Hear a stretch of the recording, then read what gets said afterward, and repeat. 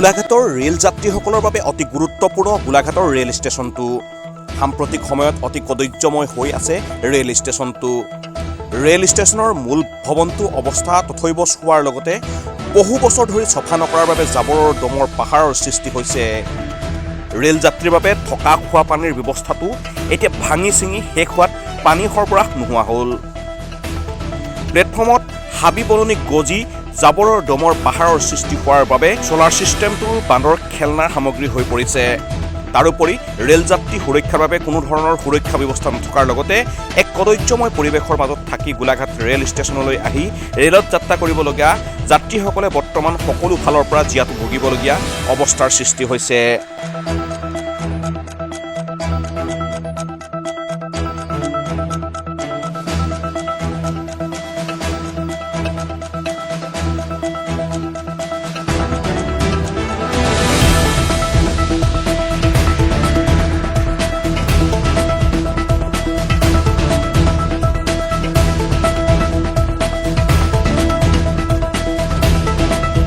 গোলাঘাটৰ পৰা মেঘালী শইকীয়াৰ সহযোগত খবৰ গোলাঘাট।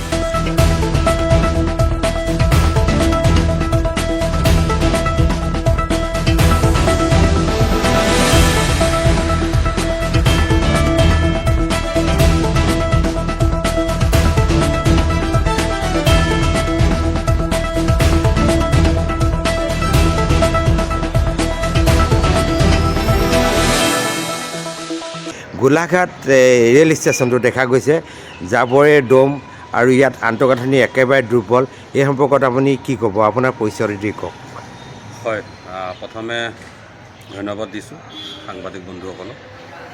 আৰু খুব ভাল খবৰ এটা গোলাঘাটলৈ যোৱা ৰাতি হৈ গৈছে। আৰু মোৰ পৰিচয়টো এইটোৱেই যে মই উত্তৰ পূব সীমান্ত ৰেলৱেৰ লামডিং ডিভিজনৰ DRUCC divisional railway users consultative কমিটিৰ সদস্য হিচাপে নিৰ্বাচিত হৈছিলোঁ। আৰু 2024 চনৰ এপ্ৰিল মাহতে মই নিৰ্বাচিত হৈ আৰু মোৰ প্ৰথম দায়িত্বটো সেইটোৱেই যে মই গৃহ জিলা যিহেতু গোলাঘাট আৰু মোৰ জইনিংটো হৈছিল লামডিঙত।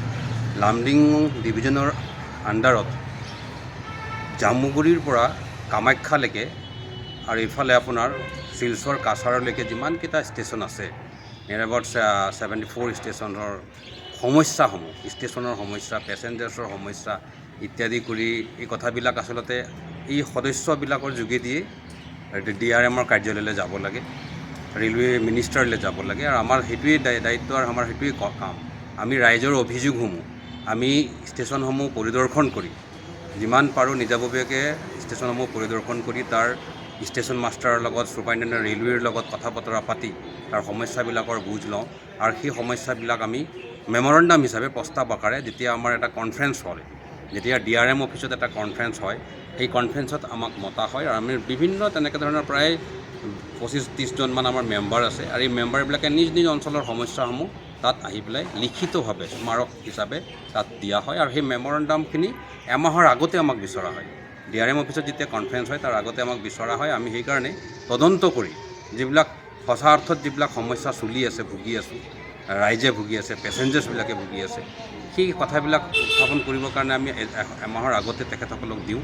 আৰু তেখেতসকলে যিদিনাখন আমাৰ কনফাৰেঞ্চ হয় মুখামুখি বহোঁ আমি DRMৰ লগত বা গোটেই ৰেলৱে ষ্টাফৰ লগত যিমান অফিচাৰ্ছ আছে তেখেতসকলৰ লগত যেতিয়া বহোঁ তেতিয়া প্ৰত্যেকটো মেম্বাৰৰ সমস্যাসমূহ এটা এটা তন্নকৈ তেখেতসকলে আলোচনা কৰে।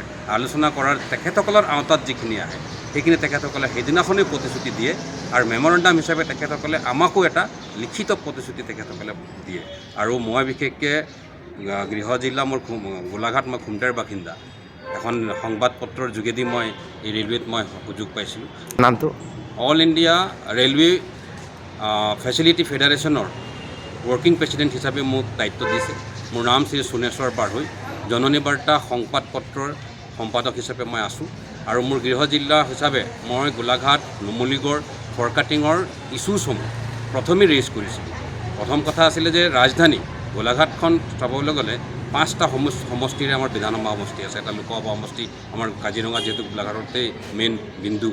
এই ষ্টেচনসমূহ আজি আপুনি কৈছে যে গোলাঘাট ষ্টেচন হয় কদৰ্যময় পৰিৱেশ, ড্ৰাগছৰ আড্ডা, সেই ষ্টেচনটোৰ কোনো ধৰণৰ ব্যৱস্থাপনা নাই, সেই ষ্টেচনৰ কোনো ধৰণৰ ট্ৰেইন ৰখোৱাৰ ব্যৱস্থাপনা নাই। এই কথাখিনি মই মোৰ স্মাৰকত সন্নিৱিষ্ট কৰিছোঁ। আৰু তাত RPF নাই, তাত চাফাই কৰ্মী নাই, তাত এটা সচল ব্যৱস্থা, পেচেঞ্জাৰ্ছৰ ৱেইটিং হল নাই, ৰিটায়াৰিং ৰুম নাই। যিহেতু ডিষ্ট্ৰিক্ট হেডকোৱাৰ্টাৰ গোলাঘাট, খোৱা পানী নাই, খোৱা পানী নাই, ডিষ্ট্ৰিক্ট হেডকোৱাৰ্টাৰ হিচাপে গোলাঘাট ষ্টেচনখন কোনে চাব? কাৰ দায়িত্ব এইবিলাক? মই মেম্বাৰ হিচাপে মোৰ আওতাত যিমানখিনি আহে মই লিখিতভাৱে দিছোঁ। আৰু সেই প্ৰতিশ্ৰুতি হিচাপেই আজি যোৱাকালি আপোনাৰ জনশতাব্দী ট্ৰেইনখন চুৰুপথাৰত ষ্টপেজ দিছে। যোৱা ৰাতি ৰাজধানী, যিটো ৰাজধানী আজি বিভিন্ন দল সংগঠনৰ, চেম্বাৰ্ছ অফ কমাৰ্চৰ ৰাইজৰ দীৰ্ঘদিনীয়া দাবী আছিল, সেই দাবীসমূহ সঠিক পথত হয়তো নোযোৱাৰ বাবে মেম্বাৰ হিচাপে মই বহুতখিনি কথা ৰেইজ কৰিছোঁ, মোৰ লিখিত আবেদন আছে। সেইখিনিৰ কথাত চাগে তেখেতসকলে পতিয়ন গৈ ডিছকাশ্যন কৰি জনপ্ৰিয় মুখ্যমন্ত্ৰী হিমন্ত বিশ্ব শৰ্মাকো আমি ধন্যবাদ জনাব লাগিব। তেখেতৰ নেতৃত্বত হয়তো আমাৰ অজন্তা বাইদেউ, বিশ্বজিৎ ফুকন, তেখেতসকলকো আমি শলাগ ল'ব লাগিব। তেখেতসকলৰ নেতৃত্বত আজি ৰাজধানী ফৰকাটিঙত ৰখোৱাৰ ব্যৱস্থা কৰা হ'ল।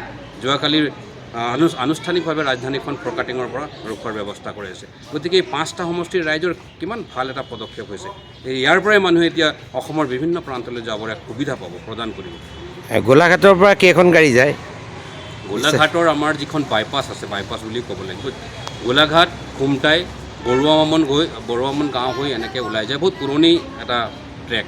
আৰু এই ট্ৰেকত মৰিয়নি টু ডিমাপুৰ এটা পেচেঞ্জাৰ চলিছিলে, য'ত নেকি আমাৰ গাঁৱৰ বাগিচাৰ মাজেৰে এই ট্ৰেক আছিল। আৰু গাঁও বাগিচাত সেই সময়ত কমিউনিকেশ্যনৰ এটাই ব্যৱস্থা আছিলে, ট্ৰেইন।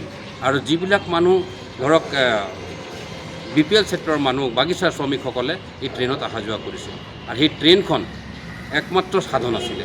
সেই সময়ত মেজিকো নাছিলে, বাছখন চলে, ভিতৰৰ মাজত ট্ৰেকখন যায়, তাত সেই মানুহবিলাকে এই ট্ৰেইনৰ ব্যৱস্থাৰে অহা যোৱা কৰিছিলে। ছাত্ৰ ছাত্ৰীবিলাকে কলেজলৈ আহিছিলে, এতিয়া কেইখন চলে?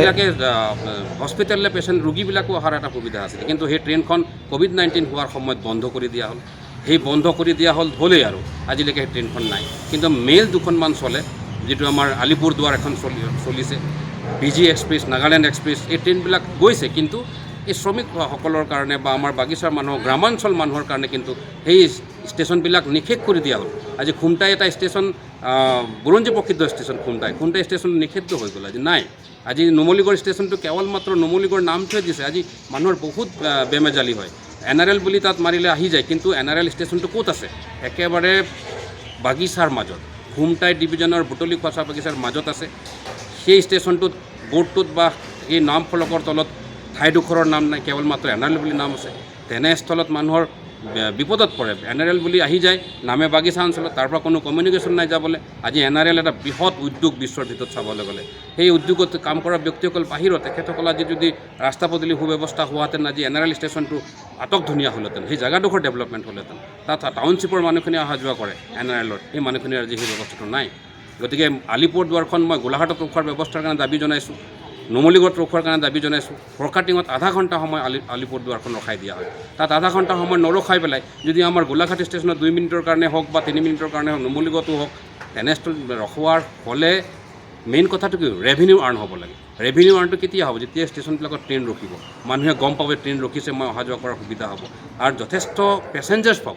পেচেঞ্জাৰ্ছ তাত কমি নাই ট্ৰেইনৰ কাৰণে, কিন্তু তাত ৰখালেহে পেচেঞ্জাৰ্ছ আহিব, নৰখাৰ কাৰণে এই ব্যৱস্থাবিলাক হৈছে। এতিয়া এইকেইদিনত ৰাজধানী ৰখিছে নেথাৰী বা 52টা ষ্টেচনত ট্ৰেইন ৰখোৱাৰ ব্যৱস্থা কৰা হৈছে। এইকেইদিনতে কাৰ্যসূচীবিলাক হৈ গৈ আছে। হ'ব দিয়ক।